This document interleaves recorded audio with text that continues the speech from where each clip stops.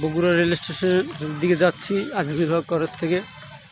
আজকে এক্সাম ছিল, এক্সামের পরে একটু রেস্ট নিয়ে যাচ্ছি। আহা কি আনন্দ আকাশের বাতাসে।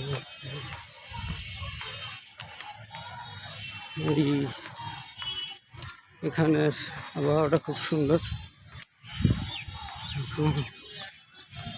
ট্রেন দুইটা গেল। এখানটায় সবচেয়ে বেশি মাদকের আড্ডাখানা হয়।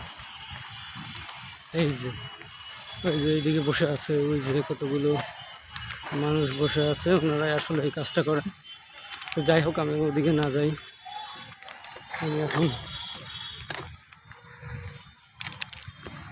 আমি এখন রেল স্টেশনের দিকে যাচ্ছি। এই যে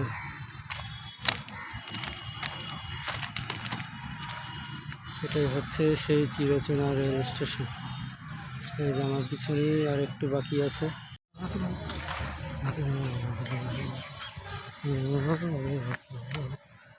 সেরি সেরি লেইরে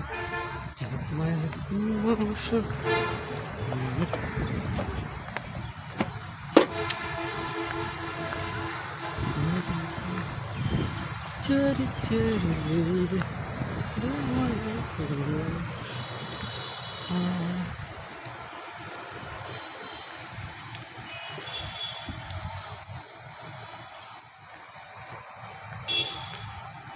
এখানে আমি প্রত্যেকদিন সকালবেলা হাঁটাহাঁটি করি।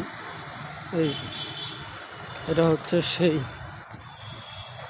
সেই জায়গা যেখানে বসে বসে প্রতিদিন হাঁটাহাঁটি করি। সকালবেলা অথবা বিকেলবেলা হাঁটাহাঁটি চলতেছে সকাল দুপুর।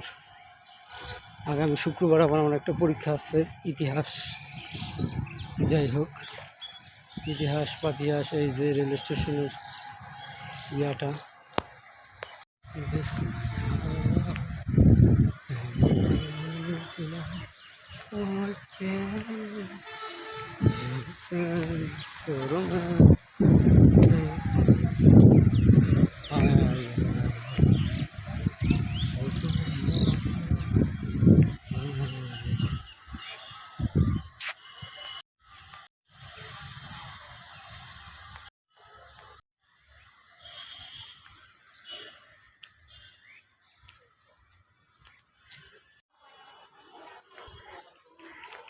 এখানে সবাই ট্রেনের জন্য অপেক্ষা করে। ট্রেন কখন আসে সেটার অপেক্ষা করে। আর আমাদের বরিশালের মানুষ অপেক্ষা করে বাসের অথবা লঞ্চের। বেশিরভাগই পদ্মা সেতু যখন হয়নি তখন লঞ্চেরই অপেক্ষা করছে সবাই। এখন হয়তো বা বাসে একটু ভিড় বেশি থাকে, লঞ্চের ওরকমের ব্যবসা নেই। অনেকেই লঞ্চ কেটে এখন অন্য পেশায় চলে যাচ্ছে, বা লঞ্চ কেটে লোহাইকে বিক্রি করে দিচ্ছে। আমার এক দুলা ভাই আছে, উনিও এই কাজের সাথে নিয়োজিত। যাই হোক,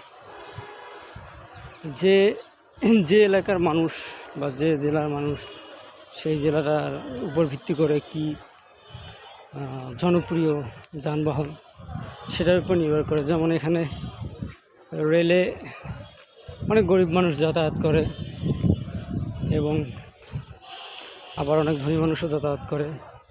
যাদের কাছে টাকা পয়সা নেই তারা পিছনে বসে চলে যায় বাড়িতে। আমি প্রতিদিনই এরকমের নিত্য ঘটনা প্রতিদিনই আমি দেখি।